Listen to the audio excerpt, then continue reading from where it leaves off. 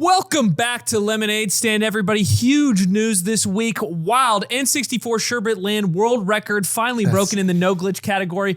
A mind-blowing new shroom strat used after 18 years, Atrioc. So funny that you prefaced this intro by saying, hey guys, pretend like you don't know what the fuck I'm talking about so it's interesting. You think I'm supposed to, you think I would normally know what you're talking about? Well, we said we were going to do the Mario Kart Wii Time Trials podcast this week. We was talking about Mario Kart. Big update. Hold on, I followed that. Am I? Oh yeah. All right. Explain it. What happened? He's Well, talking he switched. He switched. What it. level? They're What not- level did he just say? Sherbet Land. Sherbet Land. They switched from Toadette you to not Baby Daisy. It's a big deal. It took prep for 18 this? years of Toadette on the track. Toadette to baby. No, I prepped. So, guys, thought we are Bowser going to Jr. talk would be- about how Daisy personally set off a bomb in the Kremlin this week. That was a big Nintendo Direct was about that. It was this all. morning. It was. They did do the direct. The direct. It was And it was crazy. They about- went to the treehouse after. It was 90 minutes of Nintendo treehouse after. And It was got, Shigeru Miyamoto in the Obama control room watching the situation Dude. unfold. That'd be a hard photo. You know And those. it's like bombs and stuff. Wait, have we thought about inviting Putin to Super Mario Land at Universal Studios As a way of like No, to bridging kill the- him. Oh. You gave it away. And then Miyamoto watches. I'm never getting my tourist visa now. Yeah, we're never getting in. Okay. Look. We have a lot of topics to cover today. There's actually a pretty stacked week, but there's one that we've been like dancing around for a while, and we wanted to do a slightly deeper look at some of the new updates, and that's Russia, Ukraine, which is just like this. I feel like it's like the this is like almost not appropriate, but do you remember the meme of the guy looking at the girl and he's got the girl next to him? It's Yeah, like Iran war has taken all the headlines. Okay, yeah. The Iran war has taken all the headlines, but the Ukraine war is still going on. In fact, it is longer than the Eastern Front of World War II, as we said like 50 days ago, and is now like the longest land war that Oh my Russia. God, it's I didn't think insane. about that. That's, Yeah, that's it's insane. crazy. I gotta be honest with you. I have 4 Mario Kart Wii related stories, so this is gonna be a tough week for me. Did not cross court. Just throw them in between the horror. Okay. No, actually, what's interesting about it is the reason we're bringing this back on the menu and what I want to talk to you guys about is that all of the new recent stories are in Ukraine's favor. It turns out that it started out as a trickle and now it's kind of a flood of a lot of like, hey, they're actually really making progress. The lines have begun to move in the opposite direction, which is kind of insane, given that Russia has an overwhelming military and economic advantage and has been in the driver's seat of this slow quagmire war for a while. Ukraine has really, really leaned into not just drone, but robotic warfare. And I have a couple headlines from recent stories that I kind of want to go through with you guys. So I'll pull up this first one. So recently, Ukraine did something that's never before been done in the history of war since the dawn of man, which is they took a position. You know, you can bomb a position and you can sort of wipe it out, but they took a fortified position without a single human being there. They captured a Russian army position for the first time using on-the-ground drone-controlled robots that are like, they have like, it's like an iPad on there of a person like with a, and they took it. The people surrendered. Human beings surrendered by just an army taking a fortified hill, which is like never happened before. This is kind of crazy. The innovations they're doing, not just in drones, but in all of this, are like turning the tides. And so if you, again, it's a fog of war on this whole thing, but my understanding, and this is based on the analysis, is that they have like a 6 to 8 kill ratio. Basically, Ukraine is taking out 7 or 8 Russian soldiers for every one that they're losing. Now, it's not good for either side when Ukraine has fewer people, but it's like the level of success they're seeing by leaning into this 100% is happening. And now, because they were sort of held back from doing this when they were working closely with America, but America has really pulled back from its support of the Ukraine war, both financially, militarily, and intelligence-wise. And so Ukraine is now just bringing the war straight to Russia, which is causing a lot of home discontent. They've now strike Russian fuel lines, Russian major cities, deep, like hundreds of kilometers inside of Russia that was never part of the war originally, making it so that like they are feeling some of the effects that Ukraine is feeling at home. So this is a recent Russian economic forum. And the stark image that hit the rest of the world from this is an explosion happening in the heart of St. Petersburg when they had other countries coming in for this economic forum. It's like, it's right there at home and they're feeling it. And do you know, just kind of broadly, is there a reason why Ukraine is having this kind of technological advantage over Russia? Like, why are they able to have these advantages on the battlefield? Why isn't Russia doing the exact same thing? So they are doing the same thing. I included an example here of like what Russia's doing in Kiev, which is a huge drone-based attack. Okay. But again, it's my understanding is that Ukraine's strategy has leaned into this 100% with all of their money, zeal, and interest is like drone and robotic warfare, and they have become world-class at it. So there's this clip from like 8 hours ago, someone being interviewed. And it's funny because the news reporter that's asking this guy questions is under the old model of thinking, which is that Ukraine is relying on American weapons. Okay. And so she's going to ask this question. Have the initiative.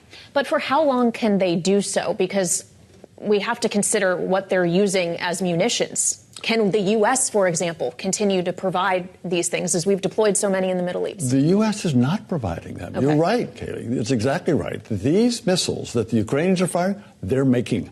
These are Ukrainian drones and Ukrainian missiles that they're firing at St. Petersburg, military targets. Let's be clear, military targets, naval bases, oil export facilities. But these are Ukrainian, so they don't. So yeah, Ukraine has just become world class. It's kind of no one expected this a few years ago for this to become one of the world leaders, probably maybe the world leader right now, at least in terms of Europe and America in drone technology, and it is having a lot of weird outsized effects. They're just getting things done that were not possible. And again, the morale on the Russian side is not great. So they have 300,000 dead. And the bigger number really here is that 900,000, this is like the minimum, could be over 1 million. Young men have fled the country to avoid conscription and they just want to be part of it. Like the risk is too high. And so if you're an economy that's already in a shaky spot, you take out working age men to a tune of 1 million plus, like every economy in the world is hunting for, they want working age young men. That's exactly what you're looking for. And so they're having them flee the country. So it's having like these knock-on cascading effects. There's this kind of trite quote that it's in a lot of presentations like this, but I think it's actually super relevant here. This is the Eisenhower quote about like every gun that is made, every warship is lost, every rocket fired signifies a theft from those who hunger, were not fed, or cold and not clothed. This is true with the Iran war. This is true of this war.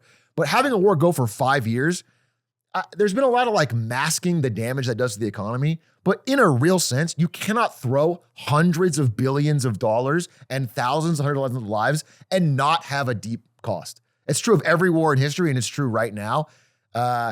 Russia is pretty guarded on their economic numbers. It's hard to get it out, but this is just an obvious truth that is being felt in a lot of like non-obvious ways. So I guess what's just surprising is that a lot of these wins for Ukraine are hitting in a row.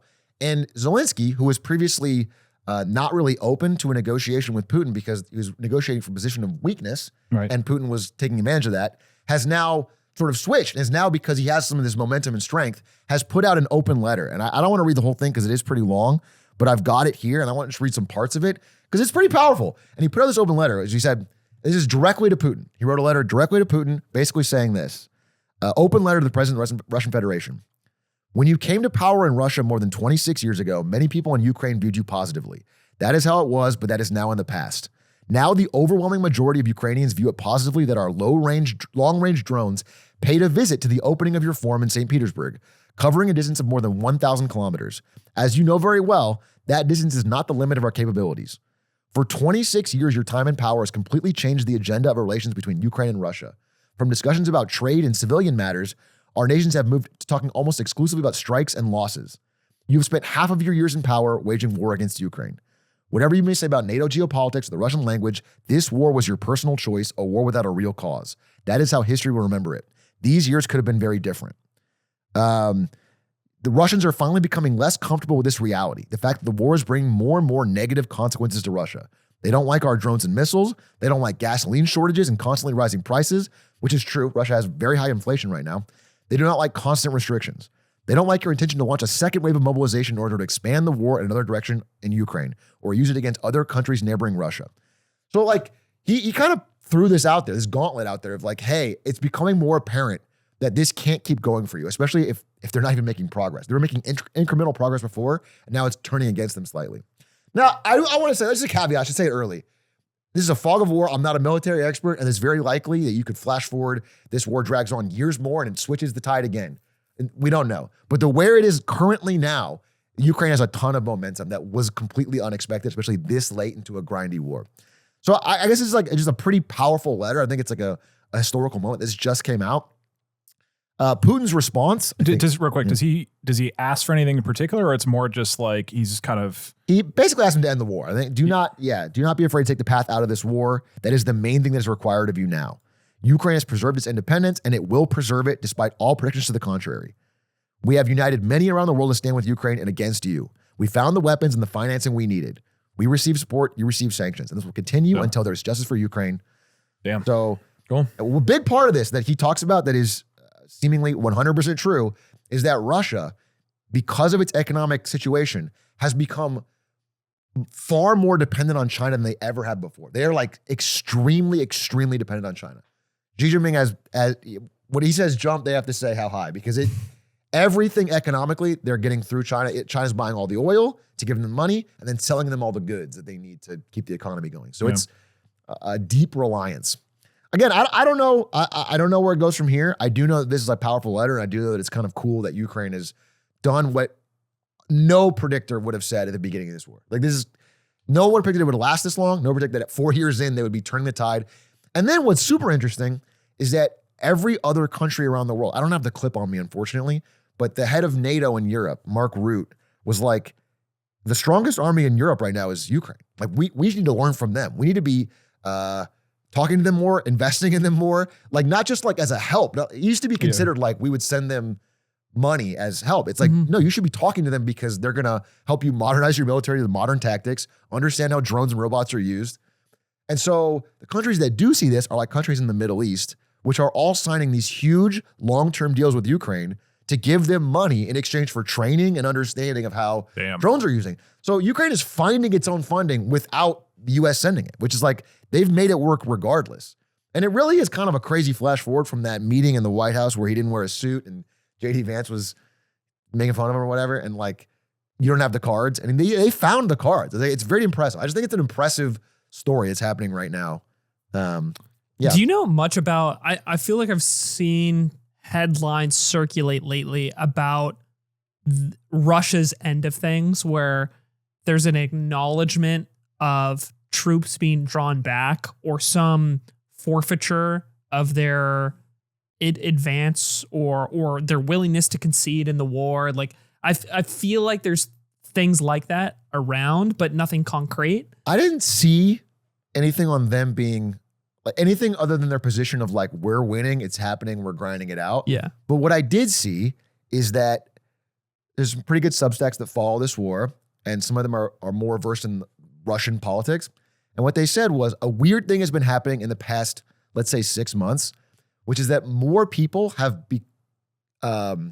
been willing, even on like state media news programs where they have a roundtable of people talking like us, to criticize the war in some way or like things that are happening. And there was an open letter from somebody in Russia talking about how the war needs to end. And that just, the way that the Substack framed it was like, that would not happen 2 years ago. You just couldn't get away with that. Yeah. So it feels like there's a waning of, it would be very stupid to predict any waning in Putin's influence when he's lasted this long and been this dominant. But it feels in a way like he's losing a little bit of the consent of the governed. People are getting a little bit more upset, especially the elite class, where they feel like they're just losing money. The sanctions are affecting them. They're getting bit by that. It's like they're. I remember watching that video I mentioned a while back where someone was doing street interviews around New Year with people in Moscow. And, you know, this is a wealthier area of Russia relative to the rest of the country, so keep that in mind. Yeah. But pretty much every person showcased in those street interviews said their wish was for the war to end. They don't want it to continue. Yeah. I think that's what these were saying was is like, if you're not part of that upper echelon wealthier class, your opinion almost doesn't matter in Russia.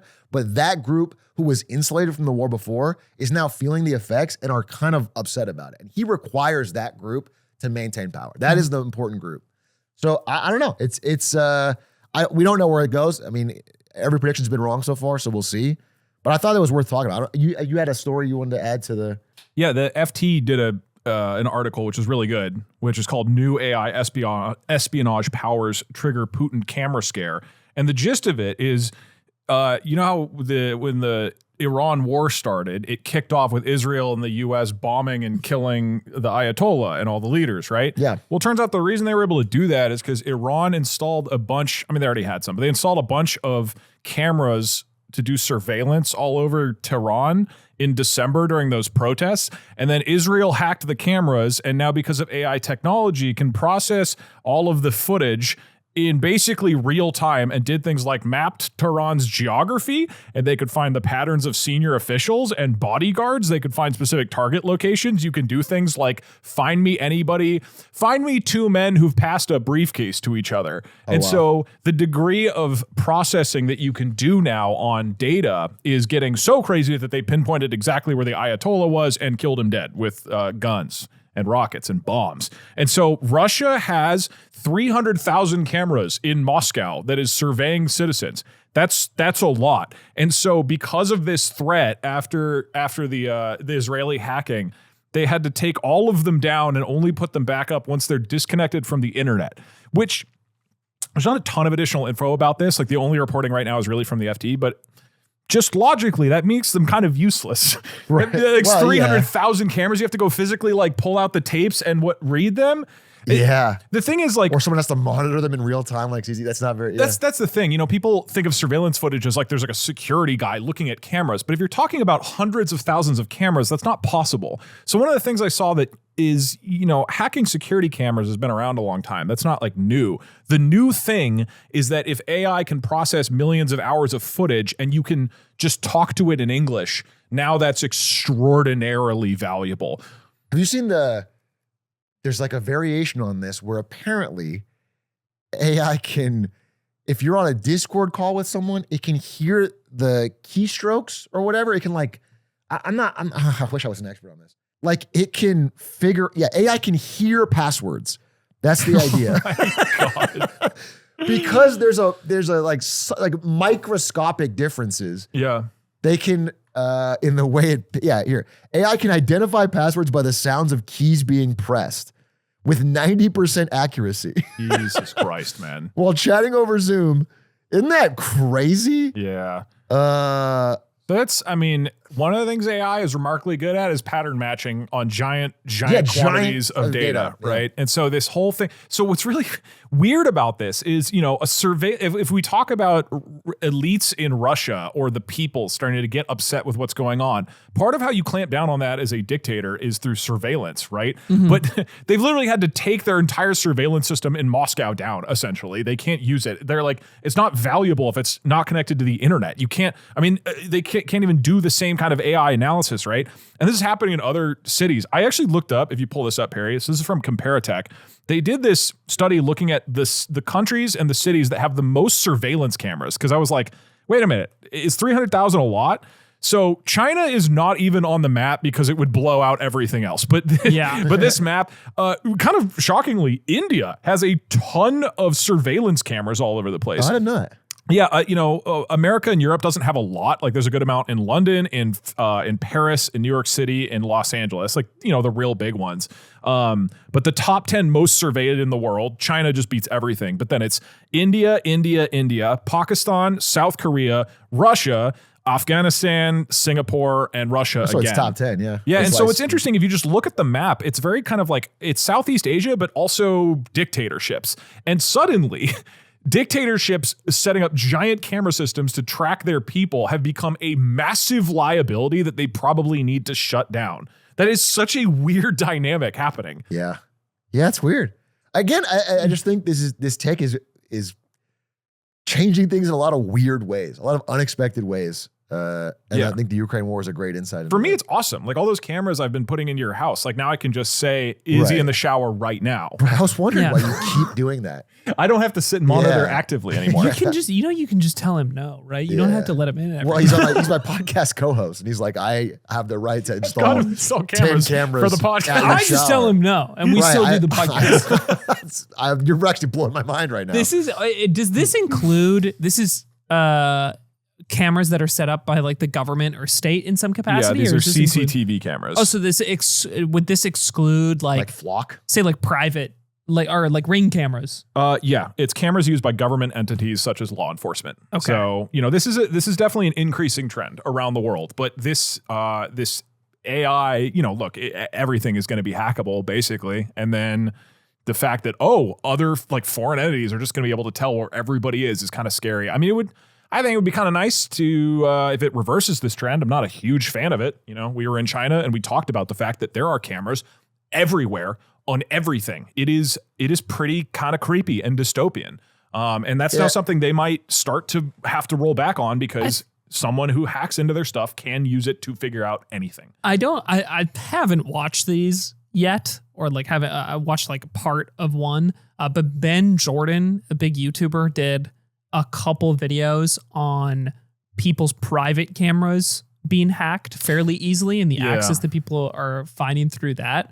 I think it's an interesting problem in general. Like the scale of this, the fact that it can affect a dictator, and it's now a security vulnerability to the people setting it up. Yeah. But then on the other end of it too, just like the scale at which we are willingly installing cameras and them being available to people who choose to hack them in some capacity. It's a lot creepy. of middle American cities were rolling out these flock cameras on like street poles and shit, and people, just covered them all up with trash bags. Like there's a photo here. I don't know if you can pull up, but like, but this is that in SF? No, this is like Dayton, Ohio. Oh, okay.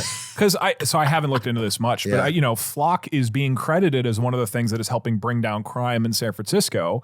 And that's something people are happy about because SF has had a real crime problem for the past 6 or 7 years. And they're talking about that. I'll be like, this is allowing us to track down the people who are going smashing windows all over the place. Sure. So, we talked about when we were in China. like all the people in China were like, it's cool. There's no crime now. Everybody in China vouched for this shit for that reason. Were like, it's obviously not this black and white, but it is kind of weird to be like, hey, would you be okay with cameras everywhere that could be used to track you if crime almost disappears? And I think a lot of people, I would have to really think about it, man, especially if like once I have kids. It's weird. It's just trade-off. It depends on who holds the camera power, honestly. I guess if the question is, do you want Putin to have access to cameras in your neighborhood? It's like, or Trump. I don't know. It's different. So anyway, interesting stuff. Well, the thing about Russia, Ukraine is that it's a really simple topic that doesn't have any cascading consequences. Right. Right. And I think actually the only two updates are that one battle we talked about and cameras in Moscow. Yeah. I think that's probably those are the two updates. Probably it for 2026. Yeah. Well, I lied. There's more. No. I wanted to update you guys about how gold is replacing U.S. Treasuries as the top reserve asset in the world for basically the first time since U.S. Treasuries became really prevalent. If you could pull up, I love gold. That is true. You do love gold. I love gold. These aren't. No, these are not real and they're mine, and you don't get to take them. You can keep them. That's fine with me. Gold collectively as the country's reserves has hit 27% globally, up from mid 20s in the previous year, and U.S. Treasuries, partly because of like the U.S.'s place in the world and like the value of the U.S. dollar, the stability of those bonds, have fallen from around the same, like 27%, down to like 24% this year. And this is part of a huge movement, which I think we had talked about before. When Russia invaded Ukraine, one of the things that the U.S. did was freeze the U.S. dollar holdings that Russia had at the time, both like treasuries and then straight up like the cash in U.S. dollars that Russia had. Yeah, it's a couple $100 billion. And the world sees that the U.S. does this. And regardless of the stance on Russia choosing to invade Ukraine at the time, everybody kind of wakes up and is like, whoa, all of this money we have in U.S. dollars, they can just do that? Yeah. Like that action had never really been taken before, certainly not in that capacity. And as a reaction, the demand for gold in recent years has spiked to like record levels. It's part of the gold price like hitting $5,500 an ounce, I think at the beginning of this year. Yeah. And Although, if you look at this, like if you look at overall reserves held by countries across the world, I think U.S. denominated assets, which includes like, stocks, other things like that are valued in U.S. dollars that countries may be holding, is still like 47% in total. The share of gold is growing, and it's coming from countries like China, India, Turkey, purchasing massive amounts of gold in recent years because this fear of the U.S. holding this economic power over your country by choosing to hold this reserves has fueled it, because the U.S. finally chose to take action. Can you pull this chart out? It's similar to this, but it just shows that like there's this period, this warped period, I guess, between 1995 and now, basically, where the green bar, U.S. Treasuries, was the highest thing people had in their central bank reserves. Central banks around the world held more treasuries than anything else. And gold was at its lowest. And now it has bounced back to being just edging out dollars, and is now the highest. So I didn't realize that only changed in 1995. I guess in my American patriot brain, I thought we had the highest dollars or were the most reserved. Well, I just think gold was like hundreds and hundreds of years, and then the dollar grew post-World War II, and finally in the 90s it... You know, it's also hundreds of years, America. Yeah, true. I mean, so that's a ridiculous argument. Also, remember that doubloon I bought for $600? Has that gone up in value now? I mean, when did you America's buy been around for hundreds of years, but it hasn't been a power until post-World War II. No, I was joking. Okay. I was like, all right. I think the big swing was when this trend towards treasuries being the majority started after we left the gold standard, right? I think it was a further after World War II. Well, we left the gold standard in 71, so you can see it right there where it actually kind of drops for a bit and people go on gold. It's like the 80s or 90s when we start switching back.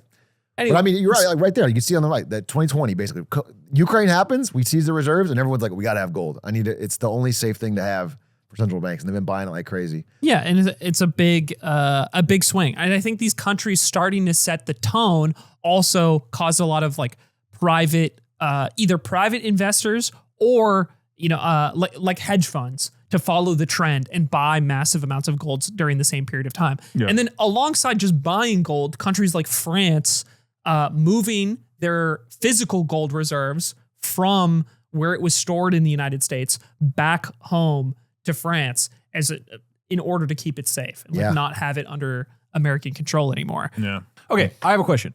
Okay, so if everybody else is buying gold and less America stuff and they're taking it home, to me, somebody who it doesn't have an MBA, why do I care? Why do I give a fuck as like an average person? Genuine question. Like, do we care? Why does it affect me? Go for it. Bye. Maybe here, you give your big A answer to this, because I think I have longer, maybe a longer one, but. Yeah, the reason we care is that these central banks used to be the safest and most reliable purchaser of U.S. debt. That's the U.S. Treasuries they would hold. Yeah. They would do that. They would just mechanically just buy tons of that all the time, all the countries. And now a larger percentage of their reserves are going to gold. So they're not buying as much debt. Now, we've made up that fact because we have a much larger percent recently of hedge funds and like flightier investors buying our debt. So we haven't like lost private investors. Okay. But those guys are the most likely to panic if things go wrong or whatever. Central banks were the most, that's who you want to buy your debt, because they don't care the price almost. They just buy it as a thing. They need to have a certain percent. Okay. Now they've changed their percent. So the idea is that like, if this happens, it undermines our ability, which we need to do based on our deficits, to keep issuing gargantuan amounts of debt, because there's not the appetite there was. Okay. I mean, this is kind of what I was going to get at as well. I read, there's a really, really good article I recommend called Trump's Empire of Debt that came out last week.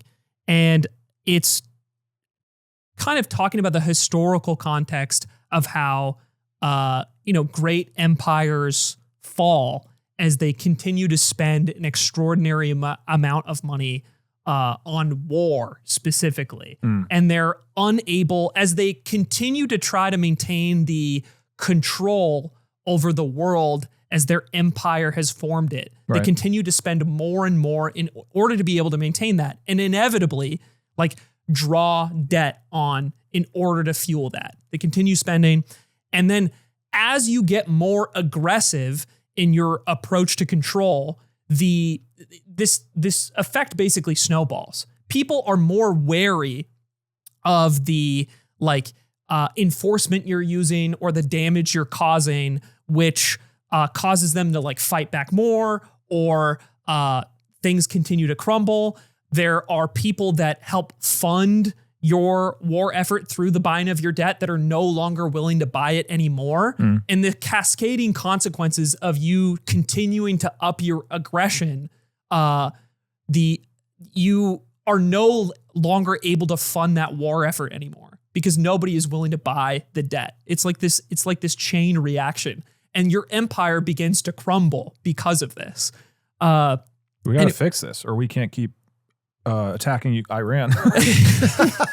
And I thought it was this really interesting historical look at how the spending of this debt-fueled money in the context of war is kind of its own undoing. As soon as you start on this train, you're heading towards something. No, there's a million, even before Treasury. You go back to Rome, they overextend on war, and then they have to they start putting less gold in each coin. What are they? I don't know what it's called. It's called basically counterfeiting. Shrinkflation. Shrinkflation in their own coins. And that destroyed their economy. And then the Spanish Armada, they spent too much money on war, and they had to start doing the same thing. And then Britain spent too much money on war, and they had to. There was the quote: Louis XIV, the warmongering profligate Sun King of France, apologized on his deathbed for loved war. He loved war too much and spent too much. And I think this. This ties into something I want to talk about later too. But I think this aggressive stance that the U.S. has chosen to take in the last year specifically is causing all of these things to unfurl in a way that devalues its debt and will cause us to continue to have to raise interest rates to attract the remaining portion of buyers and continue on taking on more and more. No, but Trump will figure it out. Support for this show comes from Shopify. We're high energy, baby. Woo, baby. Every ad. Yes. Let's go. What's up with Cha-ching. Shopify? Have either of you even used Shopify? Yeah. Do you know? Okay, you actually have used it. I used it to run buy a store. things. I used it to run a store for Ludwig for ages. Yeah, I used bought to- some things on that store. Yeah, and you'll never get your money back. Or the clothes. But that's a problem with my fulfillment. That's a problem with your not fulfillment, Shopify. not Shopify. To be clear, Shopify You did are- everything yeah, correctly, and then yeah. I chose to ignore You his stole order. the- We used to sell all of Ludwig's mogul moves, his original run, shipping out of the garage. We used Shopify to build that original version of the website and sell. Those Before clothes that, to he people. sold them at a booth at Smash events, and he left them all at my apartment. I believe that. I 100%. And they took up a lot of believe that. space in my tiny little apartment in San Jose. And what's cool is we could have So thank used you, Shopify to Shopify. sell those ones too. Yeah. That inventory sitting around. Shopify's design studio and built-in marketing tools let you build a beautiful online store and effective campaigns to reach your audience. Turn those what ifs into cha-ching with Shopify today. Sign up for your $1 per month trial today at shopify.com/lemonade. Go to shopify.com/lemonade. That's shopify.com/lemonade. Cha-ching! You know who would fix this is SBF, because we could issue more crypto coins without causing inflation on American dollars. Exactly. Much like But that Louis- guy's in prison. Fuck. What are we going to do? We might get him out. Pull this up, Perry. Speaking of Trump and SBF, Sam Bankman-Fried officially, as of today, submitted an official pardon request from Trump. And I want to do a little bit of a retrospective here on SBF. No. We talked about this last week, how Trump Okay, it has hasn't been doing, happened. It hasn't happened. Okay. It probably won't even happen. I'm not going to say it will, even though Dude, he's pardoned. he's pardoned a lot of people, a lot of them in the crypto industry, and all of them doing the same playbook that SBF has done. However, they were less well known. So it's a little easier to get away with because there's no heat. SBF is very well known and not well liked. So it's harder to get away with the pardon. However, he has been doing, I think we've covered this a little bit before, but he's really leaning into it lately. A lot of pro-Trump tweets to build the case. This is one Rose did recently that was funny, where he just talks about how the S&P is hitting all-time highs. How about during Biden? Dude, it's just so blatant. It's It's blatant. unbelievable. So he's been doing that. But I want It's to do a quick gonna retrospective on SBF, because I don't know if anyone remembers why he went to jail in the first place. He Was it play for being bronze in league after like 2,000 games? Why. He spent too many games on league and he didn't get it. He took crypto investors' money. They gave it to him to put in a vault, which he did not put in a vault. He took out of the vault and he gave it to his own hedge fund, Alameda Research, to gamble. That is why he went to jail. That is like the simple reason is that he speculated with investor money in a way that he did not say that he would do. And so pretty simple. That's why he went under. However, people have taken a look back at the things he gambled on, and a unique story has emerged, which is that after he went bankrupt, they were like, we have to pay these people back. So they sold everything that he gambled on immediately to try and pay back the investors. But it turns out that some of the things he gambled on were a company called Cursor, a little company called Anthropic, and a little company called SpaceX. And he put hundreds of millions of dollars, in some cases billions of dollars, of investor money in these companies in 2022. You're telling me these prosecutors had paper hands, Atrioc? They had paper hands, Aiden. So it turns out... On a visionary. To invest in Cursor in 2022 is wild. It's like a 5,840% gain. Oh my God. But they sold it all, right? They sold it all at the lows. In the lows of 22, they sold all of these companies at the lows. Now, again, many things he gambled on were trash meme coins. But it turns out that the total amount they owed investors at all, when it went bankrupt, was $11 billion.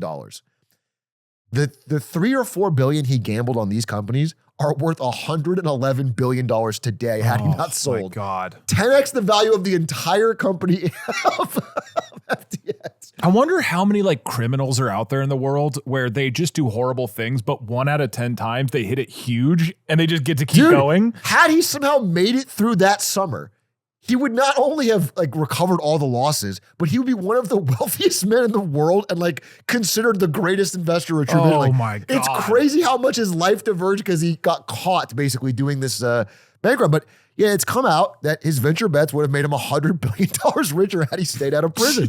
It's crazy. I mean, buying Anthropic at like the valuation it was in 2022 is I mean, it's like a 500% gain on billions of dollars. It's crazy. Yeah.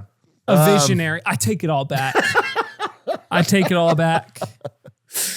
Yeah. So you know what they say, Atrioc? Yeah. The ends justify the means. They do say that. I think he belongs in jail. I just think it's very funny. It's got to sting him a lot more. He belongs in jail with a Bloomberg terminal. Yeah. Yes. Like we let him lead. Let him lead some rounds. It's like the end of Catch Me If You Can. Let's let him partner with us. There's no reason to keep him out. Tom Hanks and let him pick some startups. I just thought that was funny. I mean, Cursor's a crazy one. That was completely unknown. He put $200 million into it. And now it's worth like it is worth saying, dude. We did a corruption episode last week, and we didn't talk about because there's literally too much. But one of the things is that Trump keeps pardoning people who've done, or maybe we did, like massive financial fraud. Oh yeah, we didn't even talk about that specific category of people Trump keeps pardoning. Well, he's like opened up a window, like a shop. You can just, it's like pay to play. They show up, they pay a fee, and they get a pardon. It's crazy. Like he doesn't even know who they are. People ask him about it in interviews. He's like, I don't know who that is. Like, it's just a couple $1 million and you get a pardon. It's crazy. Wait, that sounds like a good deal. But I think SBF's not going to get it. I actually don't think he's going to get it.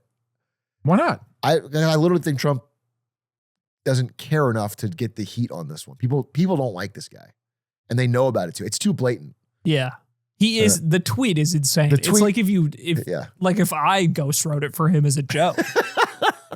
But has that stopped Trump? I don't know, man. Maybe not. Trump's penis in 2026, 8 inches. Biden's last year, a frail 4. Like, no, but I mean, I don't know if you guys remember, but SPF. I mean, I don't remember this. This is well known, but he literally had a plan leak. This is like everything's starting to crumble, right? Yeah. We talked about and he does like an internal thing where he's like, I'm just spitballing. Here's some options for like how we could get out of this. Yeah. And right-wing grift was in there. Yeah. Go on, Tucker Carlson, your favorite guy. Come on, as a Republican. Hold on. That's to be clear, if you were grifting, you wouldn't go on Tucker Carlson's show. It's where you do your authentic messaging. Part B, come out against the woke agenda. Part C, talk about how this cartel of lawyers is destroying value. So that's just a funny thing. He literally, you know what he called his shot? Barry Bonds style. You know what I'm saying? You pointed to the rafters and If he gets the pardon, that's actually so. Yeah, and we should also be clear. He's doing the steroids part. He's breaking the law. But yes. Yeah, for sure. Anyway, You know what's going on in California? Bunch of fucking elections. I'll tell you what, Doug. Fucking fraud. It's fraud. It's fraud.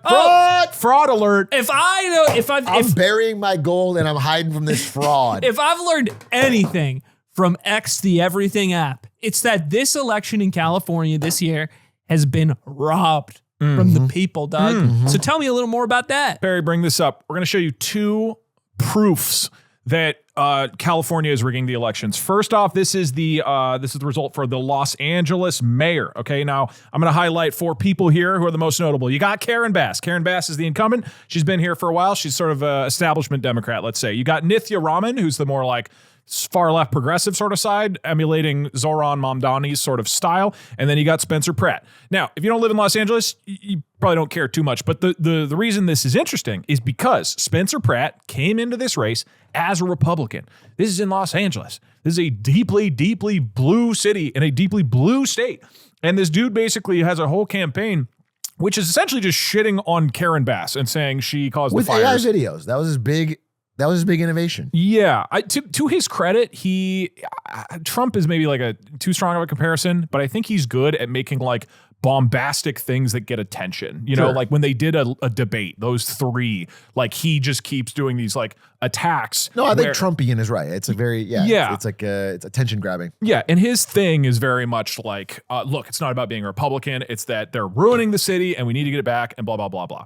So Spencer Pratt was a total underdog. You wouldn't think that this, by the way, his entire background is that he's a reality TV star from the mid 2000s from The Hills.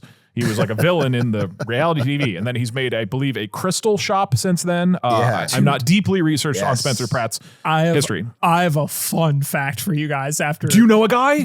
I know a guy on this one. Really? Oh, wow. Okay. A crystal shop guy or a reality TV guy? I'll tell you both. Maybe a little both. So LA deserves a reality TV crystal shop mayor. Who's our crystal guy?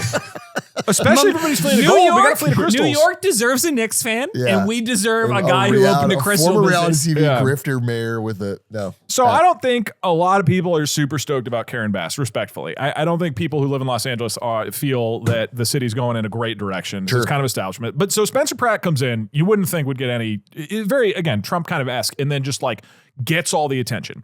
And so we started the election in California last week, and then the top 2 move on to the general election in November. Karen Bass is currently in the lead, but if you look at this online, currently Nithya Raman is in second place, but wasn't. You see, when the results were first coming in, and this is where you play, dark conspiratorial music. The first day when there was the elections coming in, okay, Karen Bass was winning, and Spencer Pratt was in second place. Not only second place, solidly in second place. He had a dominant lead. But then they started to find mail-in ballots, Aiden. And the mail-in ballots are overwhelmingly for Nithya Raman, the super progressive candidate. And suddenly Spencer Pratt's lead, which he fairly earned, has been disappearing. And over the last couple days, he went from the obvious person that's going with Karen Bass to the runoffs to now almost certainly locked out of the race. Another person who got left behind, my favorite, that's right, Nelson Cheng. Age 23 from UC Berkeley, who is currently in last place. And I just want to highlight one of sort of his standout policies. What is your professional background? I'm a Roblox YouTuber who has been doing Roblox game with my team of friends and fans. Along with other popular Roblox YouTubers, we do not agree with the new age verification requirements that Roblox is imposing to limit online chat and scan minors' faces. Issue voter in LA, and it's that Roblox has age verification. And that is the answer to the question, what is your professional background? Big Wait, what about Barack Obama Shaw? That was the guy who's... Yeah, that was funny. Okay, I'm sorry. I didn't look up. I do have your guy from last week. Yeah. So as you could probably imagine, this is causing, regardless of the sort of candidates, this is causing the exact same conversation as 2020 because the Republican was one of the 2 leaders of the race, and then suddenly the mail-in ballots are coming. This has happened kind of, sort of, not really, and to the same degree, but with the governor election. So here are the current results of the governor. Xavier Becerra is currently number 1 in the lead, but Steve Hilton, the Republican candidate, who again has been doing way better than you would think as the governor of California candidate, was in the lead solidly. I think he had 33% in the first 24 hours, something like that. But over the last week, awfully suspicious. Bunch of mail-in ballots are coming in. Suddenly he's not winning. So 2 questions, first of all. Where are we January 6th thing for Steve Hilton? Because obviously this is a diehard Steve Hilton podcast. And to be clear, so I've been saying that. Thank you. Spencer Pratt, the mayoral candidate for Los Angeles, is now basically locked out, and he's not going to be able to run. Top 2 only. So. All right. But with the governor, it is almost certainly going to be Xavier Becerra and Steve Hilton. So he's still in the running, but Tom Steyer did not get into the top. I'll give you it, Doug. You caught me. Because Tuesday last week, I rolled up to the mailbox that is near my home, and I dropped in about 50 ballots for Nithya. So you did 500,000. I mean, you were out there all day. no, that was in the coordinated Telegram Isn't chat it that I'm just in. like very obvious that older people more likely vote Republican, and they also do in-person voting? And Yeah. So that's what I that looked into. So that's what I looked into. I was like, okay, all right, what's going Shut on up, here? dude. I'm sorry, I'm harshing the vibe. So even Trump has weighed in on the He California also elections. votes mail-in. Trump, Yeah. just to be clear. I mean, And he was like, again, he's like, voter fraud. Why does this keep happening? Republicans are winning day one, and then the mail-ins just like happen to do this. So what is actually going on in California? California is incredibly slow at counting votes. And this is a valid criticism that kind of sucks that we have to wait weeks or like a month or whatever to know who wins an election. And California is, I believe, the slowest by far. So why is that? 80% of ballots are mail-in for a state of 40 million people. That is a shit. I mean, that's so many. 80%. And on top of that, like California mails ballots to everybody to mail in. it is funny though to be like, we shouldn't count the mail-in ballots in a state where it's 80%. It's like, Yeah, well, that's the we thing. should only California count 20% of our votes. Well, no, I mean, they've pushed for it, right? So and then the problem in quotes is that they have to be, you just have to get it in the mail by election day. So it might not arrive for up to 7 days before you can even count the ballots. And then you have to do all this extra verification because it's mailed in, like signature checks. So the Secretary of State has like a whole little thing talking about this. So you have to verify signature, you have to vote they didn't vote you have to verify they didn't vote in other places and all this. So essentially, the short version, California has decided to do a very long process here that encourages mail-in voting and then is really thorough about making sure the votes are not fraudulent. So are they fraudulent? No. It's just California's really slow. And then because Republicans, with, for example, Donald Trump, have been talking about mail-in voting as this fraudulent thing, they don't do it. And so what happens is they all vote day one, like you said. Yeah. They go and vote in person, and then all of the Democrats or young people or whatever, or old people, are all mailing Just what in. you say to me. Yeah, Warren. I vote mail-in. Yeah, I'm hip. Yeah, whatever you. Right. If you're, it's kind of a little painful to stand up and walk to the, sure. to the when ballot. I get my hip changed, I go. Yeah. I do the mail-in voting. Right. So it's interesting that this is sort of causing this, conversation around like fraud. It's not fraud. California has opted for this incredibly slow system. There are a lot of calls from Democrats being like, even Ro Khanna this morning was like, guys, we need to make this faster because it just looks so bad, but it is not ultimately fraud. And I want to end with proof that it is fraud because, Perry, if you pull this up, your candidate for governor, living for God and country DeMott, Yeah.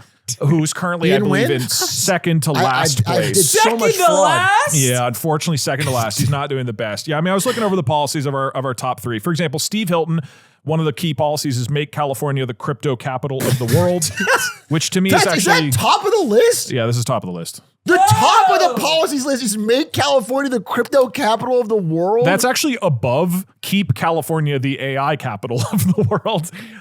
It's funny so going funny because through. even if you're a really tech intensive guy, you wouldn't want crypto to be ahead of AI, That's right? crazy. Yeah. This is the guy who got First one? second. So affordability is below cutting car registration fees. Yeah, the candidates are an interesting spread, but probably the most interesting is living for God and country DeMott first name Living for God, middle name and country, third final name Demott. Yeah. And I thought some of the cool, policies here, if you read the full platform, is that he wants to create a where is it? He wants to create a militia in California, and then we're going to create our own sovereign wealth fund, and then we will no longer engage with the federal government and only use our own money. Dude, making a lot of sense. this guy's awesome. So I'm what glad I thinking, stuffed mail-in ballots. if for we this go guy. stuff some ballots right now, we get our fucking You know why king he's a- living for God. You know why he's not dead last? Yeah. Because I was Because I cramming was ballots. cramming If I- ballots in hey, there. look, just I want to say this. My dual Nithya Demott ballots were if they going teamed up, crazy. they could really get something done. And I just want to point out, if for audio listeners, next to his policies, he just has photos of his passport and driver's license. Here are pictures of my passport and driver's And license. it just says, here are pictures of my passport and driver's license. Join the dumpster fire response, the DFRT, baby. Everything is about dumpster fire. If you're Dude, sick of Demopublicans and Republicrats, then Dude, this website's money. yeah, This is beast. living for Okay. God. So Aiden knows a guy, a little segment that I'm bringing back. Okay. An interesting thing. So a friend of mine, I found out, worked for Spencer Pratt Oh, really? Really? for this election. Wow. I didn't know. Like at the crystal shop? Dude, I not literally at the shop, but had, When he was in had that era. insight into his finances Okay, and, wow. and what he did. And I was just like, what was working for him? Like, and he was like, dude, it sucked because he was, one, he was kind of a weird, like demanding guy in general, he said, but he said he had insane spending habits. So his paychecks for The Hill were very big. Like he was getting paid an extraordinary amount of money. And he spent all of his money from that show on things like starting the Crystal Store. and to the Not point seeing where the problem he so far. ran out of, apparently, this is just what my friend told me. Yeah. So this is all alleged from him working Isn't it the there. American dream, though, to strike it rich on reality TV and then open up a crystal shop with And the he- money and go Yeah. bankrupt? He didn't put any of the money aside and spent so much of the money that he earned from that show on things like the Crystal Store that he had to move back in with his dad. Really? Yeah. That's what we need running California. This is just what my friend worked for him for like I think like a little over a year or something. And this is just Wait, what like he told me. like at the crystal shop? No, not literally at the Crystal Shop. Yeah. But he was like, yeah, that's why I didn't vote for him. I was like, this guy's not responsible at all. Like he was like, I kept telling other people like I have a real I think this guy was shitty to work for. So I just didn't vote for him. Just on a human level. Or maybe some people just need more power, and then you keep promoting them until they find their groove. Yeah. If they just become the mayor, it'll be fine. It's like, Does he play Xbox? that's funny. Does he? Yeah. I don't know if Spencer Pratt plays Xbox. Wait, but- hold on. Let me try another transition. Speaking of the new world record on Mario 64, can I play that on my new Xbox? Mario Kart Wii. Mario Kart Wii. Oh, fucking okay, Wii, Wii dude. shit. Okay. I thought it was interesting because I've been seeing little things circulate on my Gaming is Back timeline that the new Xbox GIB. CEO, Asha, she is apparently killing it, doing a very, very good job, at least as far as Xbox fans go. Okay. So during this tenure, I think we talked about a while ago when Phil Spencer, the previous guy, was removed from this position, or did he resign? He resigned. I mean, he's been there a long time. I think it seemed like he was removed, but it's obviously one of those things where it's like, I'm stepping Honorably down. discharged. Yeah. Yeah. Honorably discharged. Honorably discharged. Since taking over for him, they have done things like lower the price of Xbox Game Pass, like the multiple versions of it, which they got a lot of heat for. And they did lose like millions of subscribers over when they raised it last year. They're changing the logo and going back to like an old sense of the branding, changing like the marketing campaigns, announced that they were bringing back console exclusives, which is something that fans wanted. They are announced a new console venture altogether, nicknamed Project Helix. and trying to also apparently internally promoting people that have been on the Xbox team for a long time to sort of get a feel for like the old culture at Xbox to like set the tone with this fan base. And I think there is this collective reaction from gamers online that like Xbox is kind of fallen by the wayside. One of the reasons being they don't know how to name consoles. They don't know how to do it. It's a really billion-dollar don't know how company. to name It's insane. damn consoles. I couldn't tell you. I think they've made 4. I'm not sure. For I think they've made 4 there's Xboxes. 4 versions of the 4 last one, bro. Okay, wait. Series X. So there's the Xbox. There's the Xbox 360. Yes. I can Xbox get there. One, And then it was the 1. Xbox Series S, Xbox Series X. But No, are those are those the same. different? No, those are the same. Series Those X, are the- Aren't 20th those ones the anniversary same? edition, which is No, those are the same. And then there was another one, right? no After Series X, I See, thought there was that's a the new thing. Nobody knows. the Series Q. The Series Xbox QAnon. console launches. Can I push back on this? No, maybe. Let me do like a big like finish. I guess finish. But Well, I'm gonna like I think there seems to be a general positive reaction from Xbox fans on things like the subreddit for Xbox, on Twitter, that she's goated, she's moving things in the right direction. And also, from what I could see, allegedly, she gets to do a lot of these things because during Phil's time in that position, he had this mandate of a 30% profit margin after they had acquired massive studios like Activision Blizzard. And it's like, hey, now that we have these things, we spent a ton of money. You have to make the Xbox or like the Microsoft gaming division a lot of money now. That is your goal. And then he like failed to do that. And apparently, or the idea is, they have removed that mandate internally, and that's part of the reason she can so freely make a lot of these changes or decisions. That's like a theory going around. I mean, yeah, I fully agree that there's clearly a tide shift in public perception. When she first got announced, people were like, gamers were like, who the hell is this? Who's this woman gonna come in? Yeah. And now they're like, oh, she's kind of based.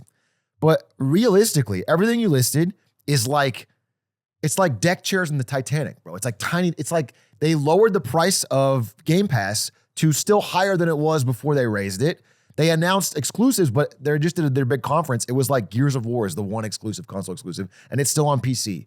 There's this general trend of console hardware sales are already declining outside of the Switch. Like PS5 and Xbox are both. And the Xbox what? Give the full name. Xbox Series S and Series X. Okay, nice. They're both like on hard times, and it's going to get worse because all hardware consoles are going through this RAM price spike. So everybody has to raise prices again. So there's a big risk that everyone's going to get super pissed really soon. Nintendo's raising prices in September. I think Xbox is doing theirs pretty soon. PS5 is doing theirs pretty soon. So everyone's going to be mad about that.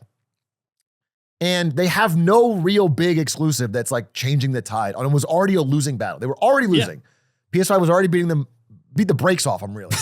And now it's like they got a new CEO who's like dressing things up a little bit, but nothing has changed substantially. And she's just nicer to the community than the people thought, which is like, I guess cool, but the business is not any stronger than it was before. If anything, it's weaker. More time has passed. And they keep announcing, like she got a lot of pushback from fans for including the logos of PS5 when they announce new games, because the games are multi-platform. They have to make money. And so she's like, you know what? You guys are right. We heard you. We're going to take those logos out. But they're not going to not release them on PS5. Okay.